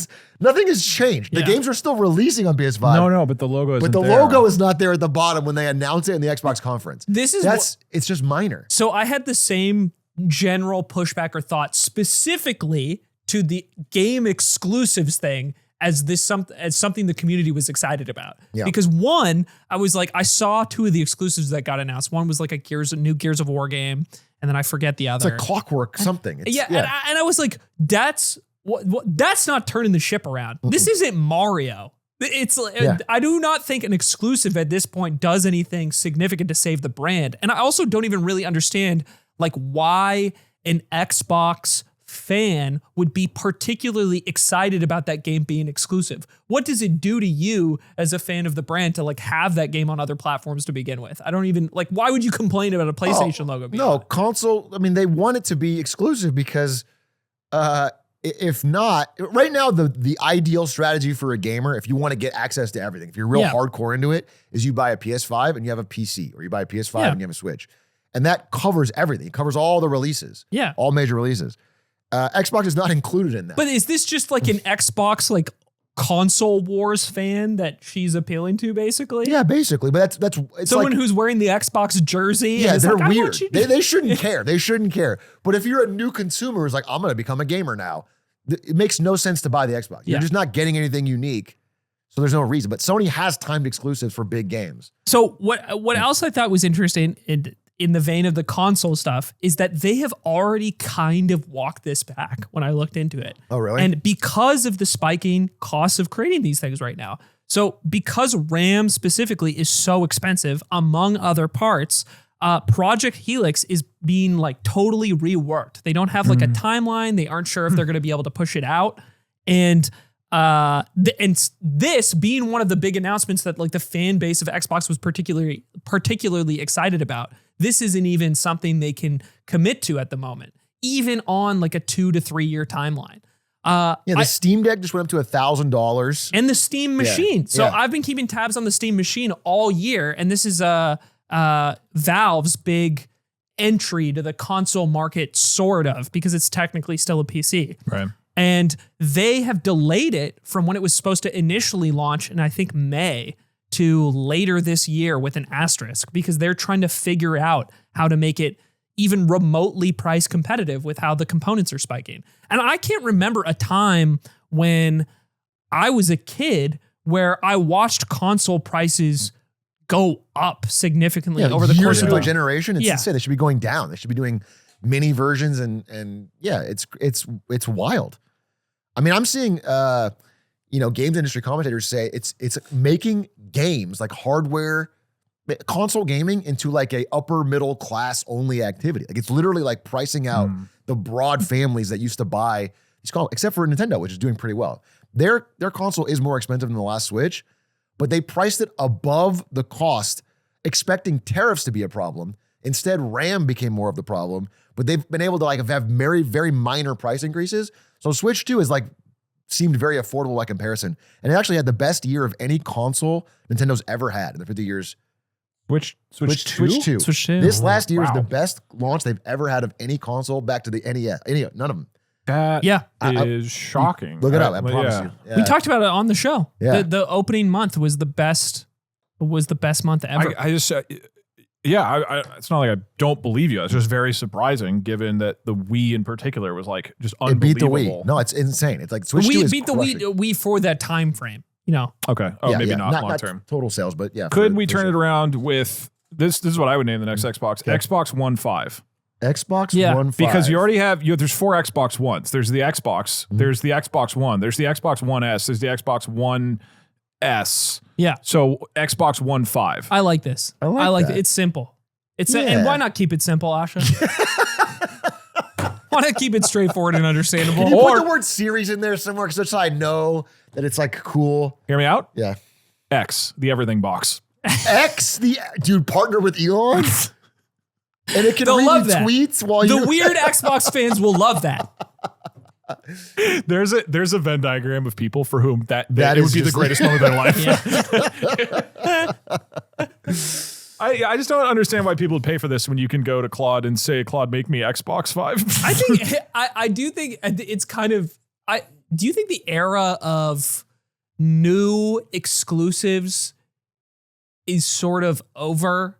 Like you need to outside have Nintendo. Nintendo's leaning in. They haven't changed a damn thing. No, but that's because it's like you need to have like an established, recognizable game character to be able to get away with it, I feel like. Or, in Sony's case, sometimes that'll be like Spider-Man. But that's it's a recognizable character. I have a hard time imagining any time with like how gaming has aged and like where the industry is at, making a new IP console exclusive that is successful and drives so it's forward like the a sales of the bygone era console. type thing. It's changing. I got to talk to some people through the reporter Jason Schreier at Summer Games Fest. And some of the things I heard about behind the industry is that more likely, despite all the hype about Asha Sharma, there's going to be layoffs probably the increased cost of the console is, like you said, making them panic. And very likely it'll have to be a managed decline on the whole business based on the way they're headed. Like the sales have not picked up, like what she's saying. So, in general, Sony's handling that better, but also like a managed decline of like this old style of console hardware, selling to the mass, like that's all changing. People are adapting in different ways. So yeah, I think the industry's reacting. That's why I think Valve's play is smart. Like Valve has like the best position. How's that different? In what way? I think they just have like a really like they've developed like a really, really trusted brand, and they're just like building a skin for what is basically a PC that you can use in really any way that you want. I think it's more fitting of like their industry position and also the way that the broader industry works now. I think what they're doing well is having a store that makes $1 zillion a day. I mean, Microsoft would be doing whatever the fuck they wanted if they had Steam. Okay, fair enough. Steam's amazing. Fair enough. I think it doesn't fucking matter what the Steam machine does. That's a good point. I think it's a smart thing. I think the RAM prices kind of fucked their plan. Yeah. But I think the idea is like, hey, our store is now significantly better and we get a ton of great new indie games, which are now out-competing AAAs. Yeah. We make Steam Deck for mobile to compete with Switch. We make Steam Machine to compete with consoles. We get on your PC. We're going to win every market with this bigger store. It's a good strategy. Yeah. But then if you take out Steam, I think suddenly the whole business is much more shady. And they don't have to rely on it. Yeah. Right. I mean, they don't have to do anything. They have $1 billion. Half-Life 3 in 20 years, maybe. Yeah. They barely make any games. Don't get ahead of yourself. Yeah. God. Support for this show comes from Serval AI. That's right. Serval AI enables IT teams to automate various processes. Instead of having to drag and drop stuff, you can just describe what you want. IT processes can cause such a headache at companies. Atrioc, there are certain employees that cause so many problems for the IT team. So back when I was at Twitch, Twitch got hacked. And they did a new security system where everyone had to change their password all the time. And I always forgot it because they had very intense rules. And so I would constantly have to ask them to reset my password. And then those are individual tickets that like somebody on staff had to take time out of that's their what day. I'm saying. Serval would have helped a lot here, both me and them, to have shaved the embarrassment of me walking in with my laptop. And then one day I walk in and they open my laptop and I had put a sticky note with my password on it and they got really mad at me. That doesn't make sense. There's no security issues. Why would they be mad at that? Serval platform is designed to eliminate repetitive tickets so that IT can focus on strategic work. Instead of having to build and deal with crazy tickets like Brandon's, you can make this whole process much faster with resolving requests, building workflows, transforming tickets. You can learn more and start a free 4-week pilot at serval.com/lemonade. That is serval.com/lemonade. serval.com/lemonade. Try it out. Password. Well, speaking of games, Fable was just announced by Claude. Well, Fable 3 was announced by Microsoft, and then Claude said, we're going to one-up that shit. Oh, these are different? And they said Fable 5. We're skipping 4. Wow. No, I saw this as I was about to come to this podcast. Literally, they released today, kind of a surprise launch. I don't think it was announced. No, it was not. Yeah, they just dropped it today. A brand new model from Claude called Fable 5. And I do want to show you some things from their announcement. This is basically Mythos. This is the one they've been talking about. And they did a couple things. You know, they hyped this up as it was going to be a huge security vulnerability for the world, and everyone's got to be prepared. They said, this is what they'll do. If you try to use this thing to hack anything or anything untoward, it automatically, behind the scenes, reroutes it to a really weak model, like their old Opus one or whatever. It defaults to Claude Opus 4.8, which until yesterday was the most powerful model. It's not, weak by comparison. Yeah, I'm sorry. yeah. It's not like super weak sauce, but okay. But anyway, I want to pull up their launch page here. Where is it? Because it did something that was seemingly impossible. It beat Pokemon Fire Red using only vision. Can you show this, Perry? Interestingly, this is like a thing This has been like a test for AIs. This has been like a thing. And previously, all the models required a lot of scaffolding to be able to get through it, and like it would break at certain points and they would have to fix it. So this one, entirely through just analyzing what's on screen and then responding, it was able to, this is a speed run, and we're going to show it in 50 seconds. Thank God we can finally outsource playing video games. Yes, because humans are not meant to be playing Pokemon. But this is real. It's interesting. The footage looks a little crisp. Perhaps Nintendo, they may have played this on an emulator. It may not. Nintendo, take down Claude. May not have actually owned the game. Send the SWAT team. Get in a large legal battle with Claude. Nintendo. but pretty, it's solving even it took me a long time to solve that Cubone puzzle when I was a kid. But you figured it out. I did figure it out. I did get there. I'm sort of a self-learning AI. You're sort of a recursive, self-improving child. I am like a... anyway, we're almost at the end here. He's cruising through this. I mean, for somebody who doesn't... The reason why this is impressive, amongst other things, is you need a lot of context to progress through a game like this, right? For a while now, you could have an AI that's like, fight in this Pokemon battle. But if the idea is, okay, you have a badge here, and now you need to know to go to this area to go back to this area that isn't making forward progress, but eventually it's part of this longer term goal. That's the challenge. I've seen there's been little channels on Twitch that are like, Claude plays Pokemon for a while. Yeah. And they inevitably get stuck in one gym that's a little more complex, or a part of the game where you have to actually have some thought beyond just what is in front of me right now. Yeah.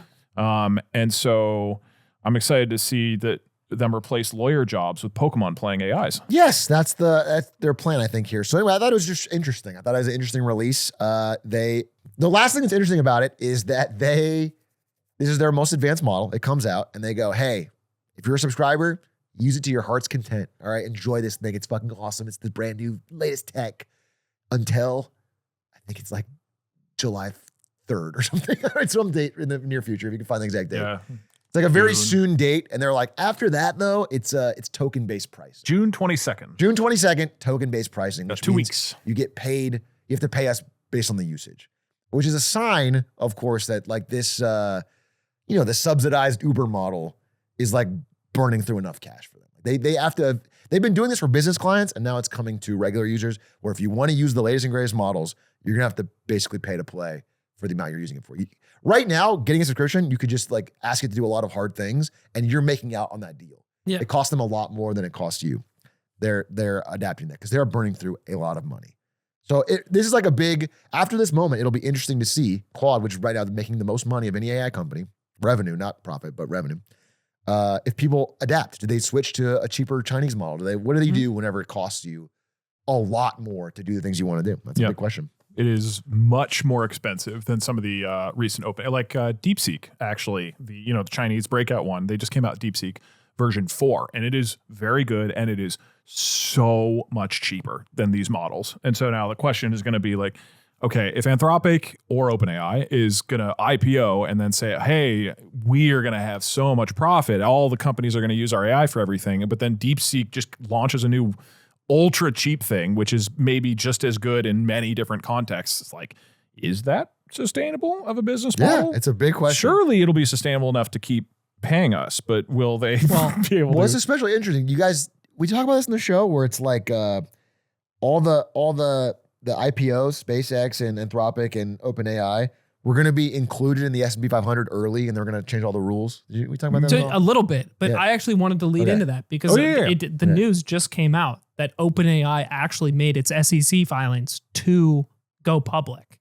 So they're prepping, this is the confirmation that they are indeed prepping to do it, as we have mentioned on the show. And I wanted to ask you guys what the update was on that, because I heard that the S&P rules held strong. Yeah. So if the S&P had caved to basically SpaceX and then potentially Anthropic and OpenAI, it would allow these immediately listed, the IPOs of these stocks, to be picked up by everyone's 401ks and retirement funds, which immediately provides a lot of demand and support for the price and the amount of money that they're hoping to raise through going public.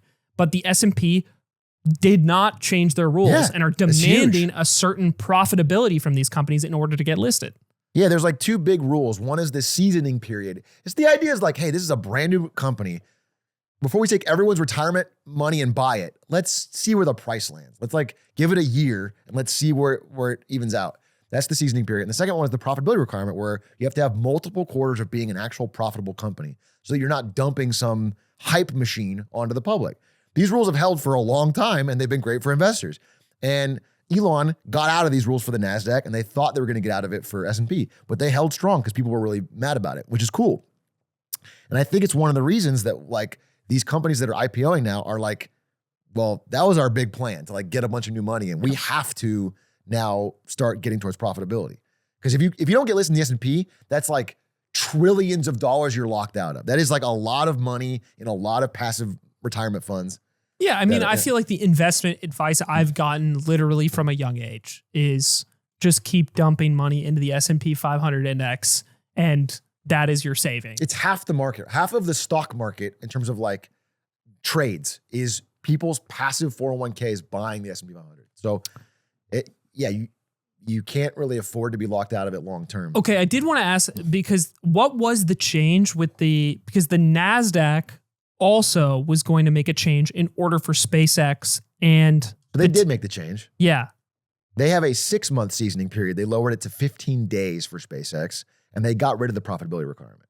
Yeah. So essentially, they're just like, their argument is that SpaceX is too big to ignore, and we would not be representative of the big tech companies if we didn't include them as fast as possible. But this isn't a rule that just applies to SpaceX. This is a rule that now applies to any company looking to get listed on the NASDAQ in the future. It's an exemption for like super mega cap. You have to be like over $1 trillion. You gotta be a fat The cat. idea is you're so fucking big that if we ignored you, we wouldn't be doing our duty. You gotta be crazy. You gotta be big. NASDAQ chair is like, you gotta be big for me. You gotta be fucking huge for me. And then I'll let you on. Yoked. You gotta be swole.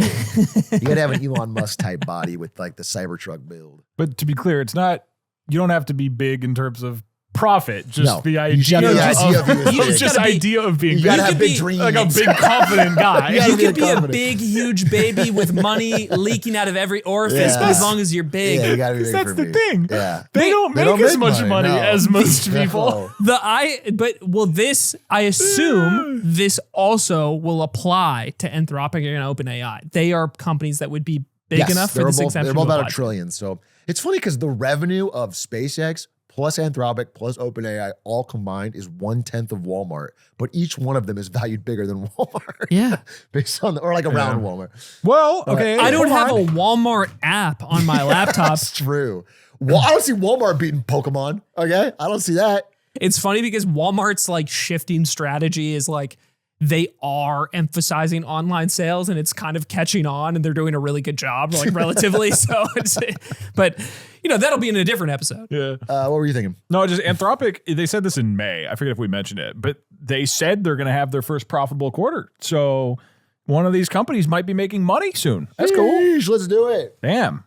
That's, Yeah. I told you guys, AI is going to fix everything. Yeah, I think they got that. Companies are going to make money now. We've invented it. Finally. What if the business made money? Yeah, you're fucking crazy. Is the meme where the guy gets thrown out the window? Yeah.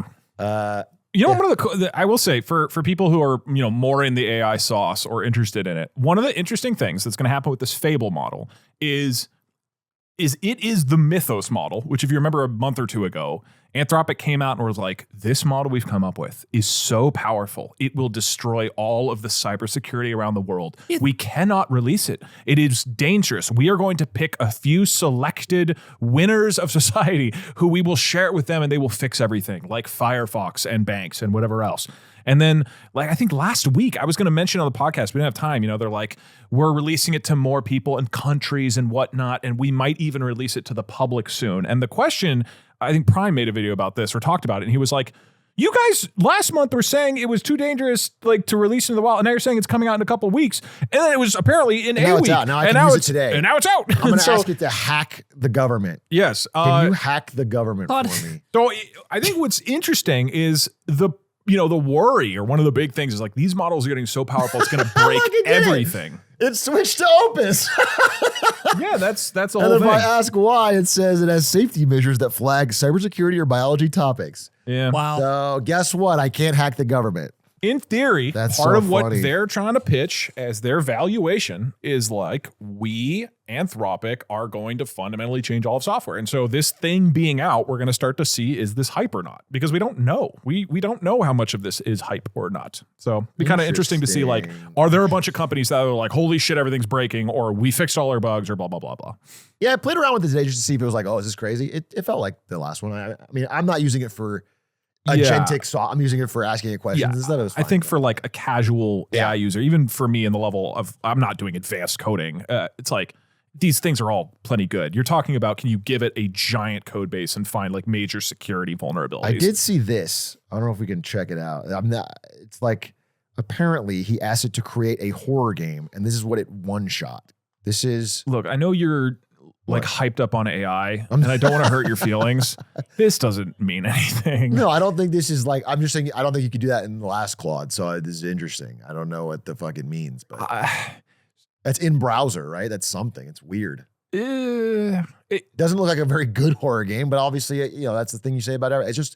It's just a weird... My estimate, if you asked me yesterday, is that this shit is bad and really far, is what I would have said. And this is like more than I would have expected. So I'm just going to update my analysis slightly and be like, okay, well, this is interesting. Yeah, that's fair. To play this in a browser is kind of wild to me. It's not like that doesn't beat Resident Evil, right? It's just like an interesting thing that they can do. Yeah. I think the big...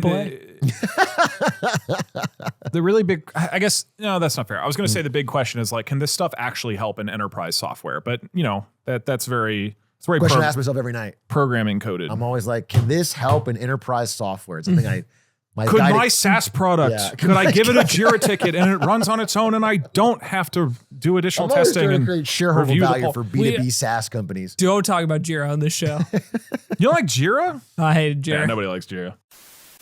Well, everybody, Brandon left. He said, I'm done with this fucking show. I'm bored. Nothing you guys are saying is interesting. And he just, with no context. So I guess just keep going, Aiden, you and me. Okay. Doug, for audio listeners, I'm looking at a stuffed Care Bear and the head of a Barbie, a small toy fridge. I'm just curious why you pulled this image up. Oh, this is it. Now that Brandon's gone, I figure this is the show. Okay, fun story, and it's a real bummer that we lost Brandon because he would really love this. He would have loved this. That's right, ladies and gentlemen. It's the most exciting time of the year. It's the annual Uber Lost and Found Index. Oh, Lost and Found Index. Wait, what is this? So I didn't know about this. Uber every year publishes info on how much shit people forget in Ubers and leave behind. And so this is the 10-year celebration. As part of that, they list the most unique items that were found this year in actual Ubers, including breast milk, dentures, 420 donuts, meaning like marijuana, oxygen tanks, brand new mini fridge. Thought that was silly. And then, 10 most commonly forgotten items they list out, to be expected: phone, wallet, luggage. Yeah. New York City is the most forgetful city of Uber. Forgot how to guard fucking Wimby, I'll tell you that. Followed by Miami, who also forgot to, and that's why they're not in the playoffs. Labubu on the loose. Yeah, I just thought this was fun. So they post this whole report of how much stuff people forget in cars. Did that say 70 tiramisu cakes have been left? Is that what that said? That was me. I'm sorry. It's you guys been making fun of my weight. Tiramisu? How do you spell You've been making fun of tiramisu? my weight, so I'm like, I just buy it, but then I leave it in the Uber so I don't eat it. How do I, sir? I don't know how to spell tiramisu. I'm realizing. Oh, right there. Yeah, this was this year. So they list out the most notable. This is in one. Somebody left their wedding cake in an Uber. What's funny about this as well is they said in the thing they're going to have a new like lost and found feature in Uber where you submit that you've lost an item and then you could pay for the driver to come back and deliver it to you, which I think is a funny little business thing. Maybe that's why the Switch is selling so well. They keep leaving them in Ubers. Didn't you have to do that in China? Didn't you pay a Perry duty driver? Forgot his phone. Did. And we had to go get our translator to call the Uber back and get it. And we paid him to bring the phone back. Oh, yeah. And then just and tipped him. Yeah. Everybody knows somebody who leaves shit in Ubers. Like this is so it's funny that this is so common that they need to make reports about it. And this is completely unnecessary. But somebody left tickets to the Atlanta Falcons. Brutal. Brutal. One DSI Louboutin top 5 toys and novelty items left behind. Care Bear is number 1. That's why they have a picture of a Care Bear.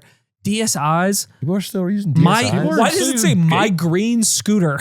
That's the way people type it into the app. You're leaving your Beyblade in the Uber. Having to call the Uber, you're like a 34-year-old man. I didn't realize this is what they send it in. It's like, hello Uber, I'm missing my small Hello Kitty pouch that says J Boogie on it. That's so specific. I'm gonna have to gold Rolex. So you said this is an index. How can I invest? Yeah, interesting. So is Uber profiting on all this? Do they get to sell these? I heard the S&P's compromised right now. I'm looking to put my money elsewhere. Oh yeah, they have the most unique that have ever been lost. Divorce papers, the head of a salmon. A lobster in 2017? Why is Dude. that? And that's the update on the Uber Lost and Found report. Stay tuned in next year when we give you the 11th annual report. Dude, now I kind of want to compete for this. Maybe this is dangerous. You know when what if we try to get the craziest thing and get on the list? Polymarket odds. What's found in the Uber? This is dangerous. This is like when the WNBA dildo thing broke out and then people started doing it for money. Yeah. It's like we could bet to get on this. Well, that was for betting. There's no money in this, right? But not until we make a Polymarket. Well, I'm just saying it could be fun. It could be on the list. We could find the craziest thing. We leave it in an Uber. Then we call and go, you lost my prosthetic Aiden or whatever. Okay, hear me out. Dead body. One of us volunteers. That would top the list, dude. Sorry, I left my fucking dead body. I'm so sorry. Hey, I left my friend in the car. My friend is dead. He's in the back of your car. No, this is easy. Me and Doug weekend at Bernie's Atrioc in the back of back of an Uber. Yeah, we leave you in there. No, okay, wait, hold on. Okay. All three of us want to have kids now. I think whoever has to go first, we ask our lovely partner to have birth in the Uber, and we forget it. We see if we can get on the list. We forget having birth in an Uber. I forgot something. Oh, the kid. I didn't enter with the kid, so I didn't remember it. Oh, you forgot about the kid already. I forgot about the kid. You're doing a great job. You're doing a great job. It's so funny to call the Uber driver. Is there a crying kid back there? You got my baby in the car. My baby in the car. I can't find him. Close the door on the umbilical cord. Yeah, I love where our head's at with this. I think we should lean into it. I would love to. Birth is a fun fact about Norway. Well, the Nordic fun fact of the week. Wait, hold on. Sorry, that wasn't enough pizzazz. Can you intro Nordic fun fact with like a lot of hype? Yeah. Me? Yeah. This is the big segment everybody looks forward to. This is the segment I hate more than anything in the world. Well, and that's why we're saving the Nordic fun fact of the week this week. What do you mean you're saving? You're not bringing this? I know you're drooling for the Nordic fun. No, I'm not. And for the Danes in the comments who have been complaining about not enough Denmark in Nordic fun fact of the week. Yeah, it's about Denmark this week. Ladies and gentlemen, there is introducing more than your own partner. You would listen to a Danish person in the comments talking about something. That Absolutely. Nothing Aiden cares about more than someone who's Nordic coded in the comments. My girlfriend went to an American public school. She's dumb. The Nordic fun fact of the week featuring Aiden McKaig. And now kicking it off. 3, 2, 1, go. Well, I really did want to save this though. You want to say no? You absolutely cannot. It's in our list. I wanted to say Nordic Fun Fact of the Week is a main video exclusive. I wanted to save it for the Patreon. That's not a Patreon. We're at it. We People have 3 are gonna minutes unsubscribe. left. It doesn't matter. They're the gonna people unsubscribe. watching are desperate for one thing: you to give them some esoteric bullshit back about the Nordics. We can't promote the Patreon if we're like, hey, tune in every week for the Nordic Let me tell you fun something. fact. Being an Aiden friend in real life, this is what it's like. He just tells you random shit about fucking Nordic areas. Yeah, so it's like okay, viewers at home or listeners, if you're listening to the audio, I'm your real friend telling you that if you pay me, I'll tell you what the Nordic fun fact of the week is. No. I mean, I can talk about meta glasses, I guess. No, tell us the Nordic fun fact. Wait, are you for real? I'm for real. I had to pee. That's not our full timer. I want you to tell me the Nordic fun fact. I'm demanding it for the audience. Okay? Fine. There was an election in Denmark this year. They had their big election. Thank God, this is free. We cannot paywall this. You can't paywall this important information. Okay, what happened? No, I talked about California. I want to hear about Denmark. I want to hear about Denmark. No, don't be all standoffish about it. Tell them. You got to sell it to us, okay? What excited you about this? All right? What? They had to form a new coalition government. No, why does he make me feel bad? I shouldn't feel bad. No, you hyped up a fun fact and said there's an election in Denmark. Okay, who? We can't only talk about California elections. We got to hear about a specific Scandinavian country election. Okay. Let's hear about it. I don't even know, I guess. All right, go. Who are the? I have to it's like the parent trying to be like, so what's exciting? So who is the belligerents? Who are the two competing? So who do you like? What who do you like, honey? Who's the? Well, I mean, Mette Frederiksen won. Oh, really? Okay. Frederiksen. Okay. I want you to imagine. Okay. You're Mette Frederiksen. Mette Frederiksen. it's in Danish. like a you fish. guys sound like you have potatoes in your mouths. I can't do it. I can't say it right. Okay? I like a fish. I want you to imagine you're at the end of 2025, and your approval rating. You're the leader of the Social Democrats in Denmark, which is like a center left party in Danish politics. All right, and you've been the prime minister for quite some time. I think since 2019, maybe a bit earlier than that. Since 2020, when your approval rating, I believe, peaked at 79%, your approval rating now is in the low 30s. Uh-oh. People are sick of you and the Social Democrats. They don't like me. They do. I'm in character. You said it'd be Yeah. No, I like that you're leading into it. I appreciate that. And right at the beginning of the year, something rocks Danish politics. Can you think of what that might have been? Someone tripped on a Lego, bro. They covered it for weeks, bro. Anything else? Any other ideas? I don't know, like a bike fell into a river. Yeah. Yeah. Someone closed the bike lane and and the city shut down. No one could get to where they needed to go. Okay, well, you're close. Okay. You're close. Trump threatened to invade Greenland. I remember that. That, you know what? That was kind of an American bad. Gotta be honest with you. Yeah. And wasn't our proudest moment. And we did all support it 100%. We have talked a lot on the show how Trump's aggression in the second term has dramatically shifted elections in other countries. And this actually did the same in Denmark. So the Social Democrats saw a huge uptick in support. Mette Frederiksen saw a huge uptick in support. Like a Carney thing? Similar to Carney, similar to Australia. She saw a surge in her approval for her government's response to Trump's threats of Greenland earlier in the year.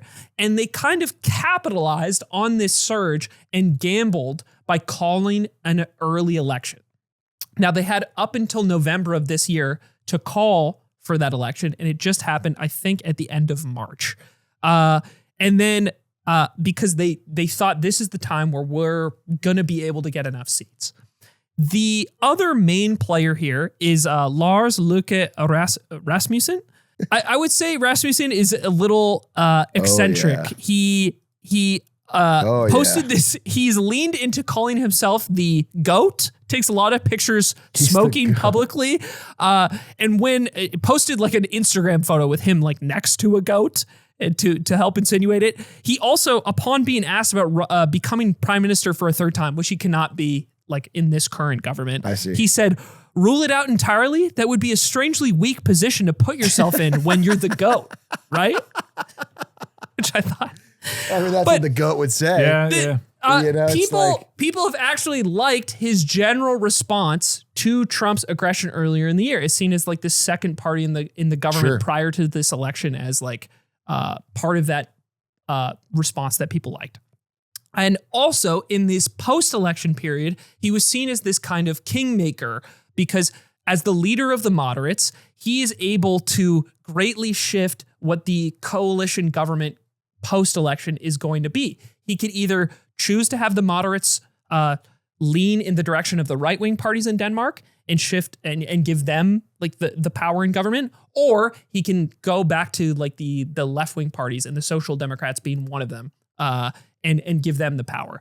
And prior to this election, he publicly proclaimed that he would not work with the further left-wing parties in Denmark, one of them called like the Red-Green party. Okay.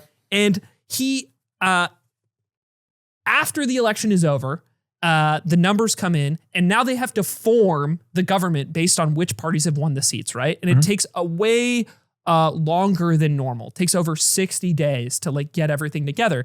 And Frederiksen and the Social Democrats maintain power by forming a bloc with enough of the left-wing parties, and the moderates, led by Rasmussen, seemingly walk back their promise publicly and do form a coalition government with the other left-wing parties, leaving them in the majority over the right-wing ones. Okay. Isn't it kind of funny how you guys ever seen Code Geass? Yeah. I've seen like an episode. This is it's a spoiler actually. So if you're too clever years, it's such an old show. The main premise of Code Geass is that he makes himself into the world villain at the end, so everybody unites and he saves the world by being the bad guy. Yeah. It is kind of funny that Trump has had this effect on so many elections. What if he's secretly a deep cover? Like, I just read that solar panel pickup has hit all-time highs massively because of the war in Iran. Mm-hmm. What if he's an eco-terrorist that is like, he's like, I'm going to make green energy adoption and I'm going to help the center-left parties of Europe. It's funny because the new government, like Frederiksen announces like her cabinet of ministers, 21 people, first time in Denmark's history where there's more women than men in that cabinet as well. Mm-hmm. And they released this like paper basically of how we're going to govern and the policies that we're going to pursue during this like next term of government. And one of the things is like within the next 10 years, we're going to roll out free dental care to all Danes. And within the next year to a certain people below a certain income level, they'll get free dental care within that 1 year. Okay. And to think that like Trump, through plan. his actions, he's like, I wanted to get all Danish people free dental care. That was his plan. He doesn't get enough credit for it. But that was honestly that the way this party was able to maintain power is a direct outcome of this polling burst that came from Trump's threats, and I thought that was kind of wild. It's just like another global domino of like how his actions have helped shape. Imagine it's 2016 and Trump is like, what can I do to make the world move as left as possible and I make a fuckload of money? Holy shit, President of the United States. I think he's this super nice guy. Yeah. Everyone around him is like, but you're gonna have to be a villain. I'll do it. I'll shoulder that burden. I'll do what I have to do. And he starts working on the hands. He read Moral Ambition. How can I He's actually ensure that every country around the world shifting to the right, sipping a tea in his garden? Yeah, probably. I That's think what happened. the last interesting thing about this was they had to make. What was the first interesting thing about it? Sing, dude. I'm kidding. It was it. Don't put on your pouty American hat. I'm curious for the Danes listening, what big parts you feel like I may be missing. From my understanding, Frederiksen is like a pretty milquetoast candidate that is like nobody's like super jacked or excited for, and her party did lose seats compared to the previous election. Like they still. Like it was just not as dramatic of a loss as it could have been, and the damage was mitigated. Blunted. They had to end up making concessions to further left-wing parties in Denmark that actually saw seat increases. Yeah. And things like the free dental care are things that those further left parties are like drawing a line in the sand on, that the Social Democrats have to like compromise and say like, okay, well, you'll give us the majority and we'll like back your advocacy for like that free so many dental care parties. policy. Yeah. You pull this up, it's just interesting. You're right. I mean, like literally they both need this little tauve. I'm making up a color. What is that? What is the M color? No, it's Tove. Yeah. The M's are the moderates. Yeah, I know, but they need moderates. They need the moderates. I don't know what color that is. I'm trying to say taupe, lavender, tauve. I think it's Tove. Yeah. Yeah. So the Tove party is sort of kingmakers. Yeah, they're kingmakers. They're clearly kingmakers. I think if any Danish person listening to this has insight, one thing I didn't really understand is like why Rasmussen like walked back his commitment to maybe working with right-wing parties and saying he wouldn't work with the left-wing ones this time. Yeah. Because I heard one explanation that I won't even repeat here because it just didn't make sense to me. So if anybody could synthesize that a bit better. Yeah. But so that is the Nordic. Oh, yeah. That's the Nordic fun fact of the week. It was pulling fucking teeth.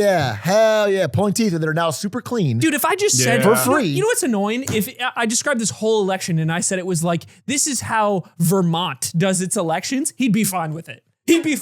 But because it's Denmark, he's got attitude. You fix the problem right there. You lie, you say you're covering the like Vermont elections at the end. You're like, it was Finland the whole time. I need to start sprinkling in stories and just it might give it away when his name is Ludwig Vermutsen. And Deep Wait, in the heart of wait, Texas. real quick. Super fast story. I just need to correct it because I got this very wrong. A couple weeks ago, we talked about Google Glasses and those being announced and how they're going to come out later this year. And I incorrectly said that the Meta glasses currently do not have displays in them. And that is wrong. I was misunderstanding what was going on. They actually did. The Meta Ray-Ban glasses, they now have a version with a display. And apparently it's like good and people like it, but it's been like way sold out, is not available outside of the US. So I think I kind of conflated those things, as well as the really big holy grail is glasses that are going to be able to have two displays, right, on both sides. And so that may or may not come out the end of this year. There's some good Marquez Brownlee videos about it. If you search for those with titles such as "Wait, Smart Glasses Are Suddenly Good." But just quick, update to that because that was so wrong. That's your. I was and furious I appreciate that you want to correct something. Like it could have to do with smart glasses. It could have to do with Iceland. It was. We all make mistakes. And I think it's important to make corrections on this podcast that. when we agree. fuck up. So if you hear I anything, agree. perhaps about the Denmark story, Let's do that it. you want to correct Let's it do it. in the next what episode. we should do is we should do a Nordic fun fact of the week and then a Nordic correction of the last week's fun fact. And Yeah. we could do if we could fill the last 45 minutes of the podcast with like some esoteric Nordic thing. like that would long be, yeah. apologies, a lot of bowing. We want to apologize for That this. would be my ideal. I'm done. I gotta go do my other fucking podcast. I gotta go do that one. Bye guys, thanks for joining us on this week of the news. Bye, everybody. See you next time.